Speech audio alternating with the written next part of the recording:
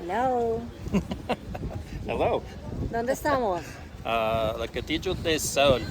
Estamos en la Catedral de Sal, que es es un lugar histórico muy famoso en Colombia. Queda en Zipaquirá. Y bueno, vamos a disfrutar de esta aventura. Cathedral of Salt. Estamos con mis papás, estamos con Chris, con Samuel Mateo. Bueno, vamos. Vamos. I'm Dan, and this is my wife, Andrea. If you enjoy traveling for day trips, weekend getaways, food excursions, and more, we invite you to join us on our journeys, sharing with you our adventures, our insights, our thoughts, and our recommendations of the places that we visit. Come join us and have fun.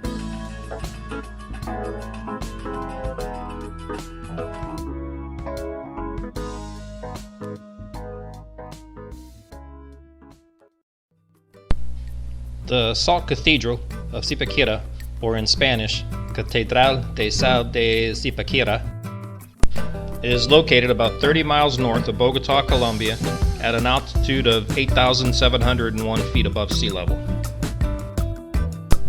The cathedral itself is located within a larger complex called the Parque de Sal, or Salt Park, which also includes a museum of mining, mineralogy, geology, and natural resources.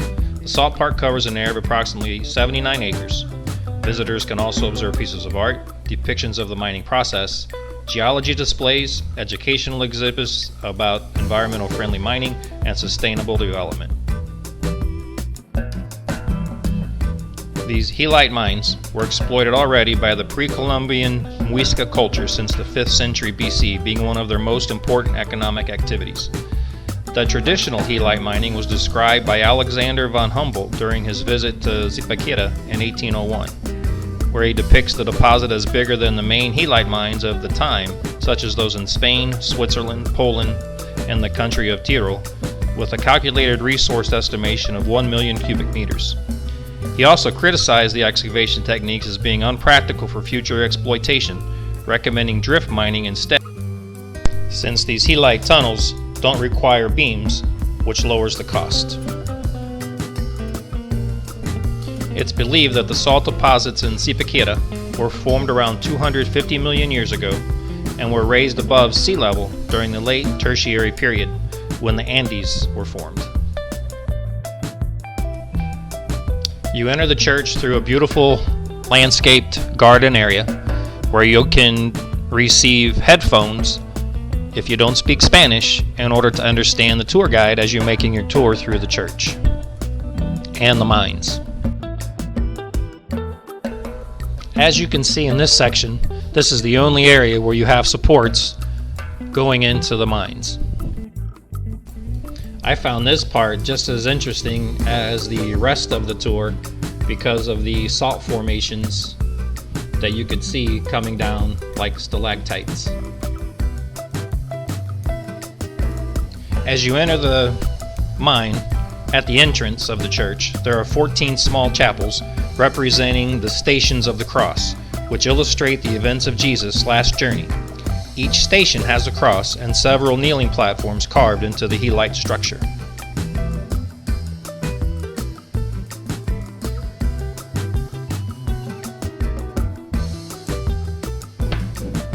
The dome, located at the end of the main descending entrance ramp. The visitors descend to the bas relief cross chambers, the balcony, and the narthex labyrinth. The Industrial Investment Institute, together with Salinas Concession and the Colombian Society of Architects, opened up a contest for the design of the new cathedral, the winner of which was the project presented by Roswell Gravido Pero, which included structural changes in the access tunnel and the dome.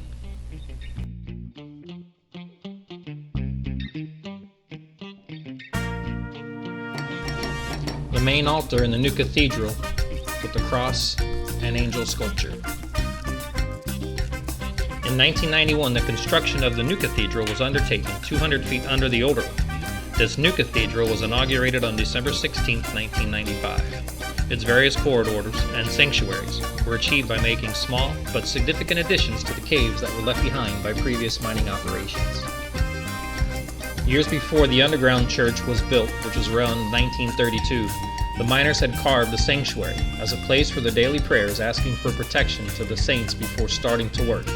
In 1950, the construction of a bigger project had begun, the Salt Cathedral, which was inaugurated August 15, 1954, and dedicated to Our Lady of the Rosary, patron saint of miners.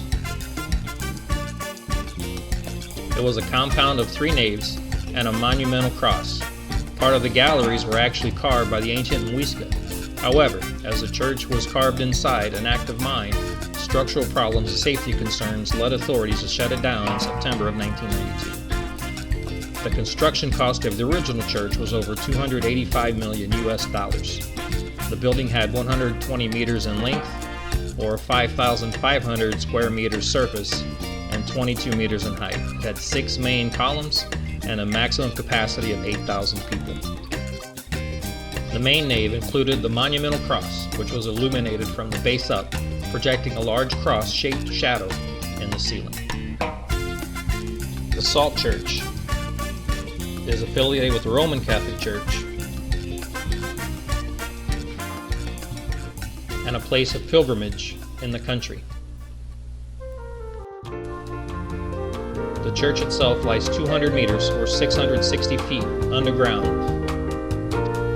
and has become a large tourist destination.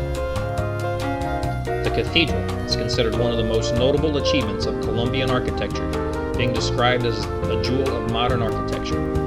The cathedral represents a valuable culture, environmental, and religious patrimony for the Colombian people.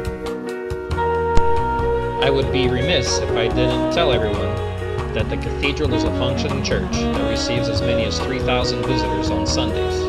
However, it has no bishop and therefore no official status as a cathedral in Catholicism. Once you've completed your tour, you'll have several opportunities to buy Colombian gold as well as the famous emeralds of Colombia. When you're ready to leave for the day, there are basically 2 ways to get out. You can take a tram, which only comes every half hour or so, or you can walk out the way you came in, which is what we chose to do, and quite honestly, we were out before the train. As another reminder, please like, subscribe, and comment.